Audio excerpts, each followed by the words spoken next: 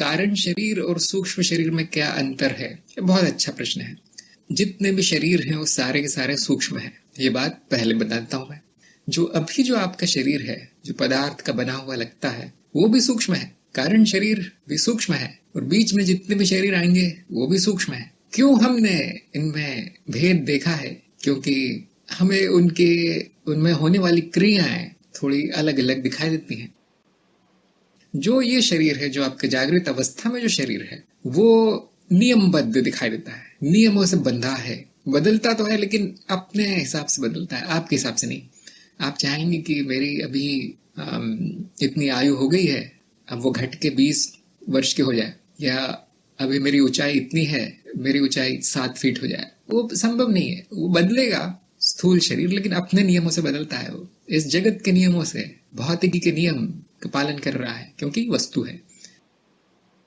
जो कारण शरीर है उसके अपने क्रियाकलाप होंगे, जो कि अधिकतर केवल स्मृति मात्र है, कुछ खास होता नहीं। बीज है वो, बीज में क्या होगा। और जो बाकी सूक्ष्म शरीर, जिनको मैं सूक्ष्म शरीर बोलता हूँ, या बाकी लोग बचा हुआ जो अनुभव है बाकी परतों का, वो इनके बीच में आते हैं। कहीं थोड़ा बहुत अपने हिसाब से बदलता है, थोड़ा बहुत आपके इच्छा पर निर्भर है।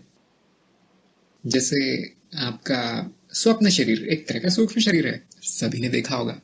ऐसा तो कोई नहीं जो कहे नहीं मैंने सूक्ष्म शरीर आज तक देखा नहीं। जो सपने में देखते हैं वो सूक्ष्म शरीर है।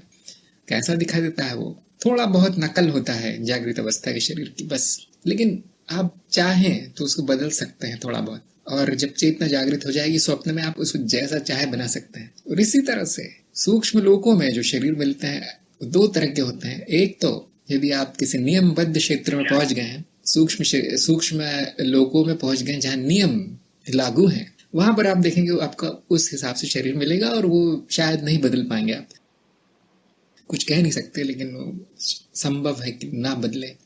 लेकिन ऐसे भी क्षेत्र है विश्वचित्त में जहां पर आपको इच्छाधारी शरीर मिलता है, अपनी इच्छा से बदल सकते।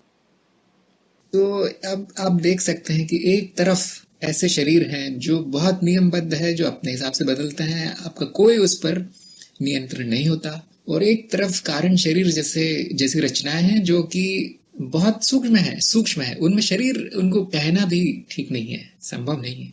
और बीच में भी रचनाएं आती हैं, जैसे स्वप्न शरीर और दूसरे लोकों में पाए जाने वाले शरीर। मृत्यु के बाद जो शरीर मिलता है वो आदि आदि।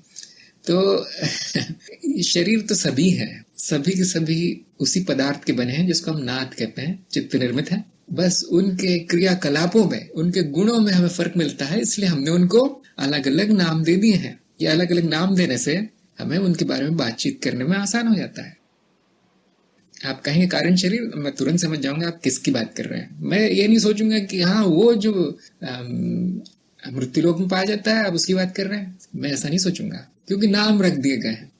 यहाँ तक कि कुछ तांत्रिक तांत्रिक तो नहीं कहेंगे, योग दर्शन है, उसमें तरह तरह के शरीर है।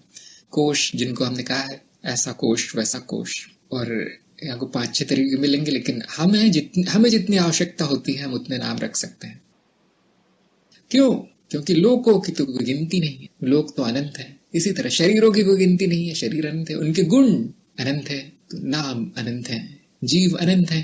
अब हमने थोड़ा बहुत अपने अनुभव से जो भेद देखा, उनके अनुसार हमने इन रचनाओं के नाम रख दिए। ध्यान रखें, ये सब चित्त के ही प्रक्षेपण है। चित्त अपने हिसाब से शरीर गढ़ लेता है, इंद्रियां गढ़ लेता है, अनुभव शुरू हो जाते हैं। ये सब कुछ चित्त निर्मित है, सब कुछ अपने आप होता है। यदि आप कहें कि नहीं मैं बदल सकता हूँ शरीर को, तो वो मैं जो है वो भी चित्त वृत्ति है। पहले बदलाव होता है, बाद में मैं आता है। तो ये सब तो आपको बताने की आवश्यकता नहीं है, आप सब जानते ही होंगे। तो नाम का अंतर है, देखिए, मूलभूत कोई अंतर नहीं है। कारण शरीर, सूक्ष्म शरीर, स्थूल शरीर, कोई अंतर नहीं है।